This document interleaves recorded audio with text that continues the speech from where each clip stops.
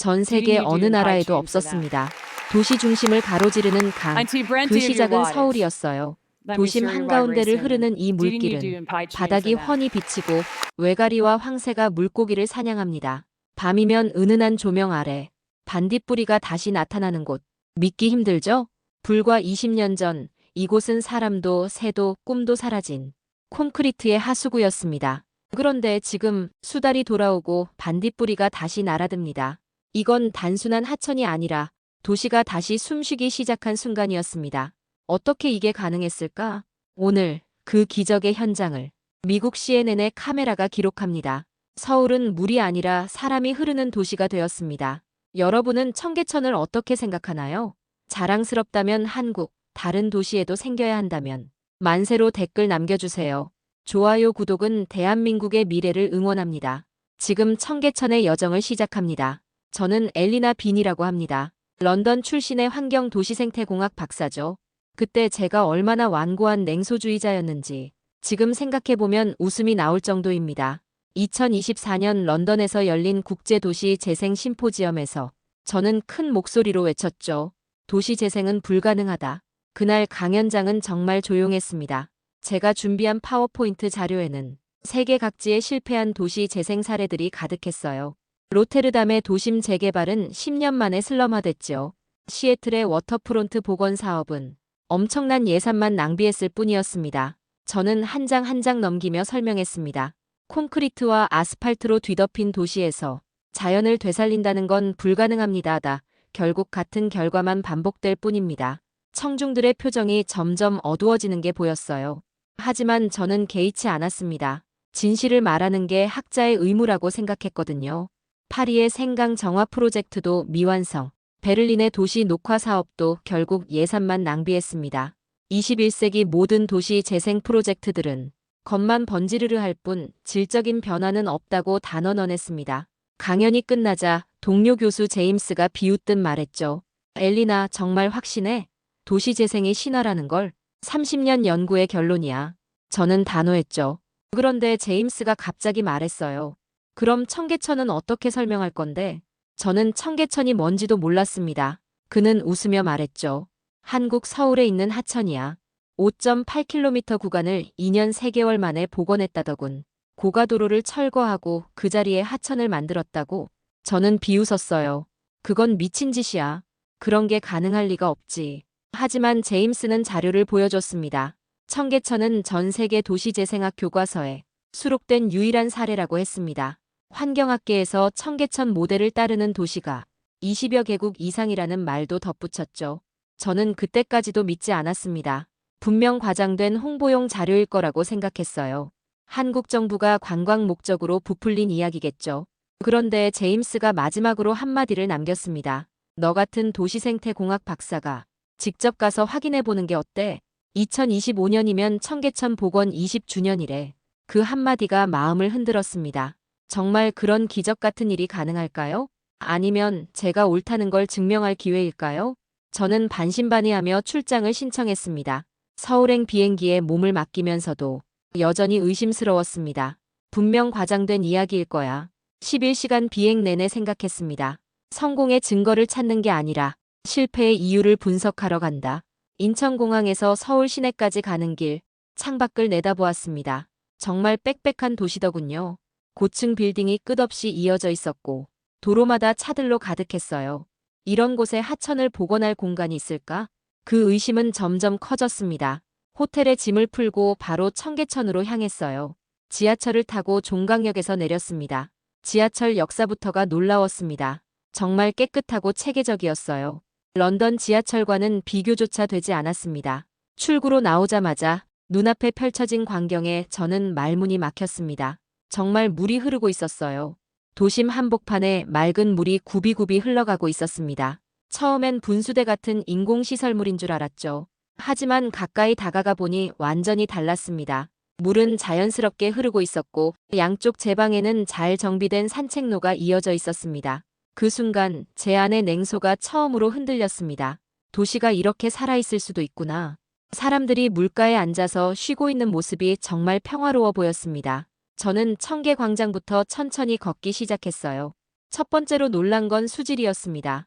런던의 템스 강보다 훨씬 깨끗했거든요. 손을 담가보니 차가우면서도 상쾌했어요. 냄새도 전혀 나지 않았습니다. 이게 정말 도심 한복판을 흐르는 물인가 싶었어요. 두 번째로 놀란 건 식물 생태계이었습니다. 하천 양쪽으로 다양한 식물들이 자라고 있었어요. 버드나무, 억새, 갈대까지. 도심에서 이런 자연 식물들을 보다니 정말 믿기지 않았습니다. 걸으면서 제가 항상 들고 다니는 온도계로 수온을 측정해 봤어요. 주변 도로의 기온보다 3도나 낮았습니다. 바람도 시원하게 불어오더군요. 이건 명백히 도시열섬 현상을 완화시키는 효과였어요. 제가 박사 논문에서 이론적으로만 다뤘던 내용이 현실에서 구현되고 있었던 거죠. 정말 놀라웠습니다. 이론상으로는 가능하다고 알고 있었지만 실제로 이런 규모로 성공한 사례를 본 건 처음이었어요. 시민들과 관광객들이 어우러져 있는 모습도 인상적이었어요. 아이들이 물가에서 놀고 있었고 연인들이 다리 위에서 사진을 찍고 있었습니다. 직장인들은 점심시간에 나와서 벤치에 앉아 샌드위치를 먹고 있더군요. 이런 자연스러운 일상의 모습이 정말 아름다웠어요. 런던에서는 상상할 수 없는 풍경이었습니다. 그런데 정말 놀라운 건 여기가 20년 전만 해도 고가도로와 복개천이었다는 사실이었어요. 1시간 넘게 걸었는데도 전혀 지루하지 않았어요. 계속해서 새로운 풍경이 펼쳐졌거든요. 전통적인 한국 양식의 다리도 있었고 현대적인 조형물도 있었습니다. 역사와 현대가 자연스럽게 어우러져 있는 모습이 신기했어요. 그리고 무엇보다 놀라운 건 이 모든 게 살아있다는 느낌이었어요. 정적인 공원이 아니라 숨쉬는 생태였습니다. 그날 저녁 호텔로 돌아가면서 저는 생각했어요. 내가 틀렸을 수도 있겠구나. 도시 재생이 정말 가능할 수도 있겠구나. 하지만 여전히 의문이 많았습니다. 이게 정말 지속 가능한 모델일까요? 얼마나 많은 비용이 들어가고 있을까요? 더 자세히 알아봐야겠다고 생각했어요. 다음 날 저는 서울시 도시정책과를 방문했습니다. 김민수 박사라는 분이 저를 맞아주셨어요. 그분은 청계천 복원 사업의 핵심 기술진 중 한 명이었습니다. 40대 중반 정도로 보이는 분이었는데 정말 열정적이더군요. 인사를 나누고 앉자마자 저는 솔직하게 물었어요. 정말 5.8km를 2년 3개월 만에 복원한 게 맞나요? 김 박사는 웃으며 더 놀라운 이야기를 들려줬습니다. 실제로는 2년 2달 만에 완공했습니다. 2003년 7월 1일 착공해서 2005년 9월 30일 완공이었어요. 저는 정말 충격을 받았어요. 영국에서는 작은 다리 하나 놓는데도 몇 년이 걸리거든요. 환경 영향 평가만 2년씩 걸리고 주민동의 과정도 복잡하고요. 어떻게 그런 속도가 가능했는지 정말 궁금했습니다. 김 박사는 두꺼운 자료집을 꺼내며 설명하기 시작했어요. 청계천 복원의 핵심은 단순한 미관 개선이 아닙니다. 생태학적 회복이 목표였어요. 그냥 물을 흘려보내는 게 아니라 완전한 생태계를 만드는 게 목적이었습니다. 그는 계속 설명했습니다. 수문과 저류조, 생태어 장치까지 융합한 하이브리드 도시 시스템을 구축했어요. 하루에 4만 톤의 물이 순환되는 구조입니다. 한강에서 끌어온 물과 지하수, 그리고 빗물을 적절히 혼합해 사용하죠. 우수 관리와 수질 정화를 동시에 해결하는 기술이었습니다. 저는 들으면서 감탄할 수밖에 없었어요. 이론적으로는 알고 있었지만 실제로 이런 규모로 구현한 사례는 처음 봤거든요. 그리고 더욱 놀라운 사실을 알게 됐어요. 서울 한복판에서 맹꽁이와 외가리 같은 멸종 위기종이 서식하고 있다는 겁니다. 도심에서 이런 생물들을 볼 수 있다는 게 믿어지지 않았어요. 김 박사는 사진을 보여줬습니다. 정말 외가리가 청계천에서 물고기를 잡고 있는 모습이었어요. 백로도 있었고 다양한 물고기들도 서식하고 있었습니다. 2025년 5월 서울시설공단에서 국립중앙과학관과 함께 청계천 생물 다양성 공동연구를 진행한 결과 맹꽁이를 포함한 다양한 어류가 청계천 전 구간에서 고르게 확인됐다고 했어요. 도시 생태계가 이렇게 빠르게 회복될 수 있다는 게 놀라웠습니다. 보통 자연 생태계가 복원되려면 최소 10년은 걸린다고 알고 있었거든요. 그런데 청계천은 복원 후 3년 만에 이런 결과를 보여줬다는 거예요. 김 박사는 비결을 설명해 주었습니다. 단순히 물만 흘려보내는 게 아니라 생물들이 서식할 수 있는 환경을 과학적으로 설계했다는 거였어요. 김 박사는 계속 설명했어요. 청계천 주변 기온이 실제로 평균 3도 낮아졌습니다. 여름철에는 최대 5도까지 차이가 나요. 바람길이 생겨서 대기 순환도 개선됐고 미세먼지 농도도 약 20% 감소했습니다. 이런 구체적인 수치들을 들으니 정말 과학적 근거가 확실한 프로젝트였구나 싶었습니다. 저는 마지막으로 물었어요. 이 모든 기술을 어떻게 개발하셨나요? 김 박사의 답변은 간단했습니다. 한국의 토목 기술과 환경공학이 세계 최고 수준이기 때문입니다. 특히 급속한 도시화를 겪으면서 축적된 기술력이 있었다고 하더군요. 정말 자부심이 대단했습니다. 그리고 무엇보다 당시 이명박 시장의 강력한 의지와 시민들의 지지가 있었기에 가능했다고 덧붙였어요. 셋째 날, 저는 청계천의 과거를 알아보기로 했습니다. 서울역사박물관에 가서 자료를 찾아봤어요. 정말 충격적인 사실들을 알게 됐습니다. 1970년대부터 2000년대까지 이곳은 고가도로 아래 완전히 복개된 오염지였다는 거예요. 사진을 보니 정말 끔찍했습니다. 악취가 진동하고 햇빛도 들지 않는 지하 공간이었죠. 복개 구조물 아래는 말 그대로 지옥 같은 곳이었어요. 메탄가스는 도로변보다 23배, 일산화질소는 14배나 높았다는 기록이 있었습니다. 곰팡이와 오물로 인한 악취는 상상을 초월했다고 하더군요. 2002년 서울시에서 복개도로 지하를 공개하는 행사를 열었을 때는 참가자들이 모두 마스크를 착용해야 할 정도였다고 합니다. 더욱 놀라운 건 복원 당시 반대 여론이 엄청났다는 사실이었어요. 교통이 마비될 거다. 상권이 무너질 거다. 모두가 걱정했답니다. 청계고가도로는 하루에 17만 대가 지나가는 주요 교통로였거든요. 상인들도 반대했고 시민단체들도 반대했습니다. 심지어 전문가들조차 불가능하다고 단언했어요. 그런데 어떻게 이런 프로젝트가 성공할 수 있었을까요? 궁금해서 더 자세히 알아봤습니다. 그리고 정말 놀라운 사실을 발견했어요. 시민 2만여 명이 온라인으로 아이디어를 제안한 시민 참여형 복원 프로젝트였던 겁니다. 청계천 복원 홈페이지를 통해 시민들이 직접 의견을 냈고 그중 상당수가 실제 설계에 반영됐다고 했어요. 소망의 벽이라는 곳에는 시민들이 직접 그린 타일들이 붙어 있었습니다. 아이들이 그린 그림, 시민들의 소망, 청계천에 대한 기대감이 모두 담겨 있었어요. 이건 단순한 토목공사가 아니라 시민들과 함께 만든 작품이었습니다. 정말 감동적이었죠. 이런 시민 참여 방식은 다른 나라에서는 찾아보기 힘든 접근법이었어요. 자료를 더 찾아보니 당시 이명박 시장과 기술진들의 생태 철학이 설계에 반영되어 있었다는 것도 알게 됐습니다. 단순히 물을 흘려보내는 게 아니라 도시의 맥을 되살린다. 그게 청계천 복원의 철학이었대요. 자연과 도시가 공존하는 새로운 모델을 제시한 거였죠. 저는 혼잣말로 중얼거렸습니다. 이건 기적이 아니라 철학이야. 그리고 추진 과정에서의 갈등 관리도 인상적이었어요. 상인들과의 협상, 교통 대책 마련, 시민단체와의 대화 등 모든 과정이 체계적으로 진행됐습니다. 특히 노점상 문제 해결을 위해 동대문 운동장을 활용한 아이디어는 정말 창의적이었어요. 기존의 갈등을 새로운 기회로 전환시킨 거였습니다.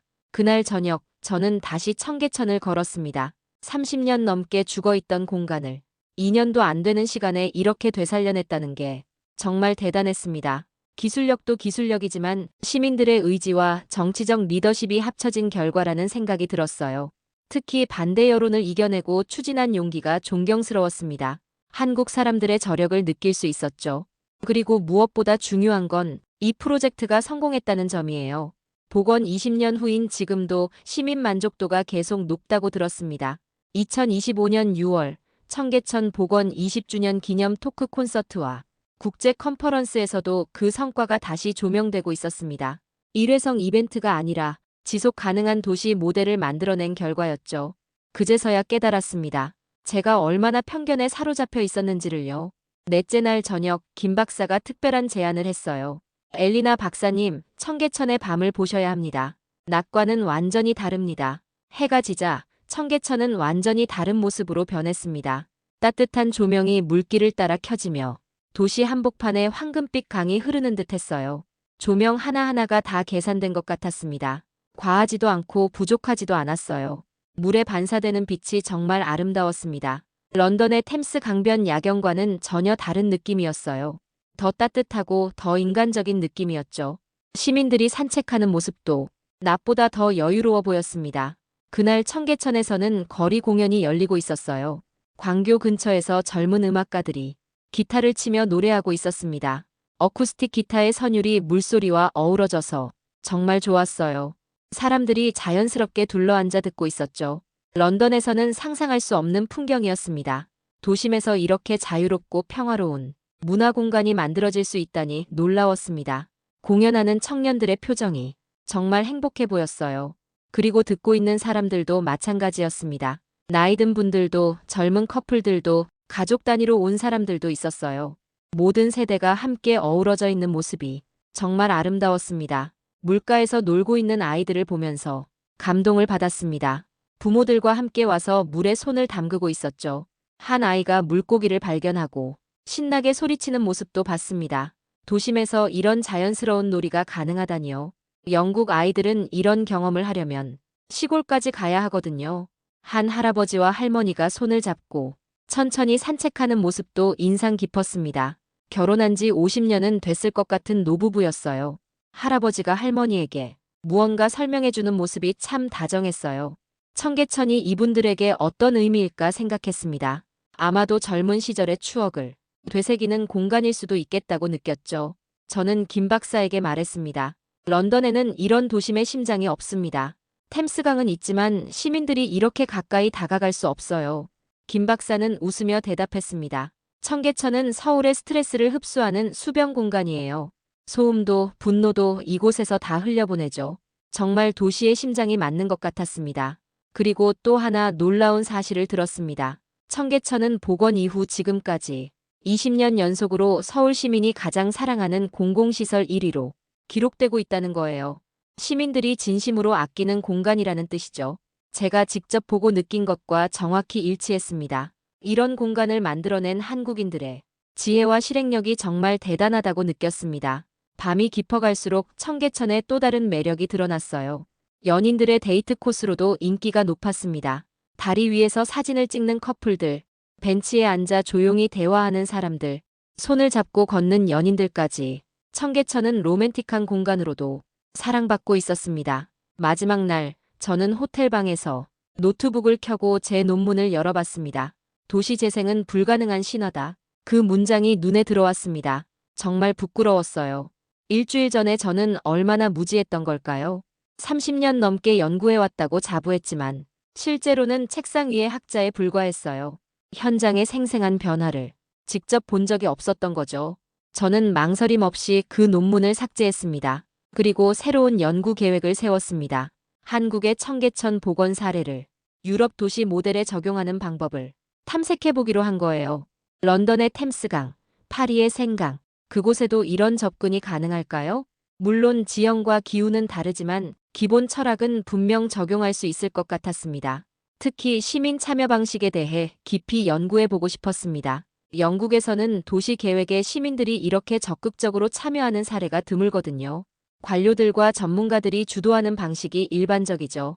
하지만 청계천은 처음부터 시민들과 함께 만들어진 프로젝트였어요.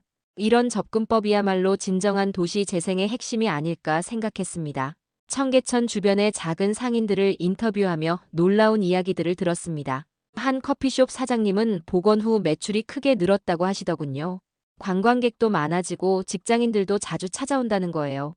특히 외국인 관광객들이 많다면서 이젠 우리 가게가 세계 사람들에게 알려졌어요. 하고 자랑스러워했죠. 청계천 주변에서 30년 넘게 장사하신 분은 이렇게 말했습니다.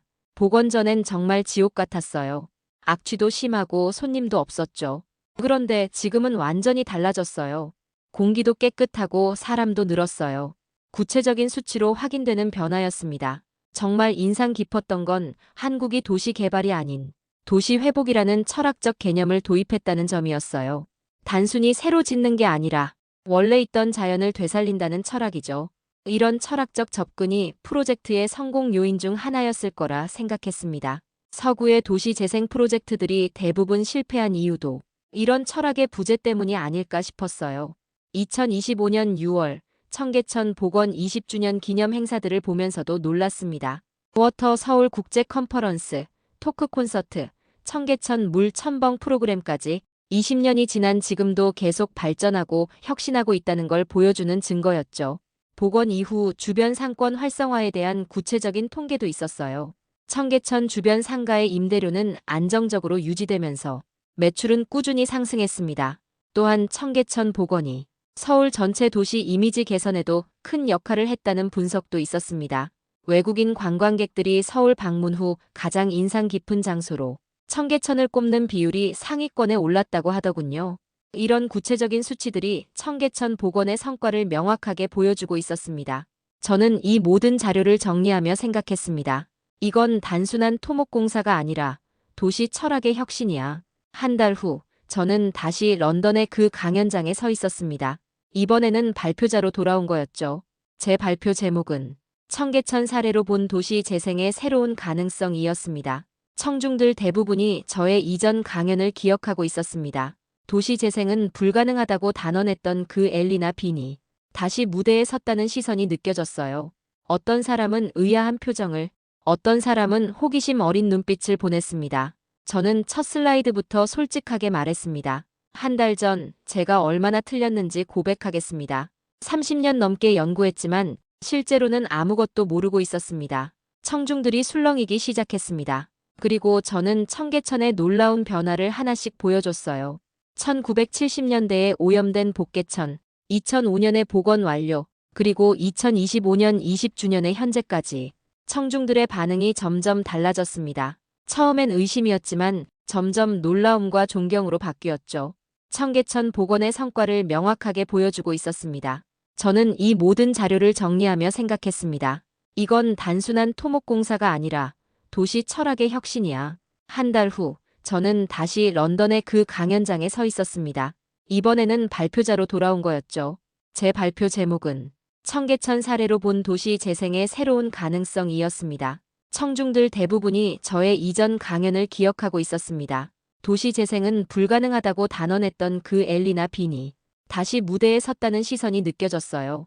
어떤 사람은 의아한 표정을, 어떤 사람은 호기심 어린 눈빛을 보냈습니다. 저는 첫 슬라이드부터 솔직하게 말했습니다. 한 달 전 제가 얼마나 틀렸는지 고백하겠습니다. 30년 넘게 연구했지만 실제로는 아무것도 모르고 있었습니다. 청중들이 술렁이기 시작했습니다. 그리고 저는 청계천의 놀라운 변화를 하나씩 보여줬어요.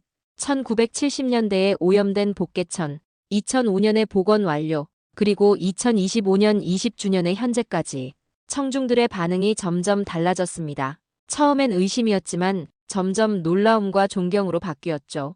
특히 도시열섬 완화 효과와 생태계 복원 데이터를 보여줄 때 청중의 눈빛이 달라졌습니다. 정말 가능한 일인가요? 한 교수가 그렇게 물었어요. 저는 웃으며 대답했습니다. 가능합니다. 제가 직접 보고 만지고 걸었던 도시의 기적이니까요. 그리고 제가 직접 찍은 사진과 영상을 보여줬습니다. 청계천에서 뛰노는 아이들, 산책하는 시민들, 물속의 물고기와 외가리까지 모든 게 살아있는 현실이었습니다. 저는 시민 참여의 중요성도 강조했습니다. 2만 명이 넘는 시민들이 아이디어를 제안하고 소망의 벽을 함께 만든 이야기. 20주년 기념 행사에서 시민들이 발을 담그며 함께 웃던 장면들까지 보여줬습니다. 청계천의 기적은 기술이 아니라 사람입니다.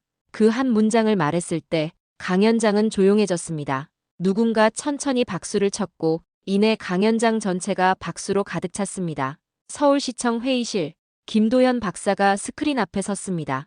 그의 손에는 복원 20주년을 기념한 경제효과 보고서가 들려 있었어요. 청계천 복원에 투입된 총 비용은 3,867억 원입니다. 하지만 그로 인해 만들어진 사회적 가치는 1조 원을 넘습니다. 순간 회의장이 술렁였어요. 단순히 복원 사업이 아니라 도시의 새로운 순환경제 모델이 만들어졌다는 거였습니다. 그는 미소 지으며 말을 이었습니다. 가치는 눈에 보이지 않습니다. 흐름이 멈추지 않으면 그건 사라지지 않아요. 그 말을 듣는 순간 저는 전율이 잃었습니다. 그동안 도시를 숫자로만 보아왔던 제 시선이 부끄러웠어요. 김도현 박사는 슬라이드를 넘기며 새로운 데이터를 보여줬습니다. 복원 이후 1만 명의 일자리가 창출됐고 도시 GDP 기여도는 꾸준히 상승했습니다. 주변 상권은 활성화됐고 청계천을 중심으로 새로운 직업군이 탄생했어요. 관광 해설사, 환경관리원, 거리 공연가들 모두 이 강을 지키며 살아가는 사람들이었습니다.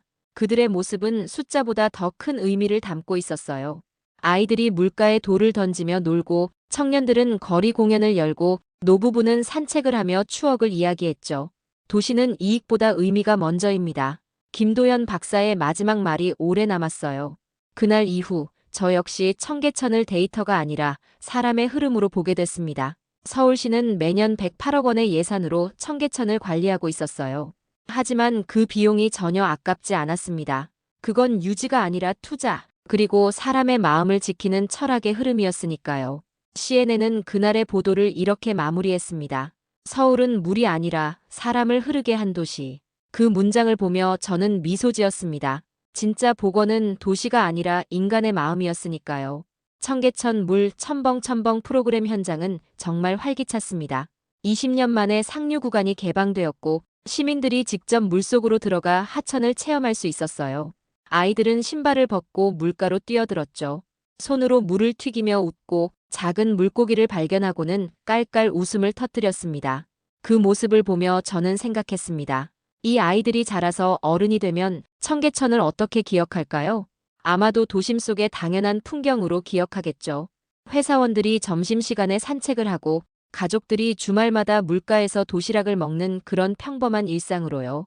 하지만 저는 알고 있습니다. 이 모든 것이 얼마나 특별하고 소중한 기적인지를요.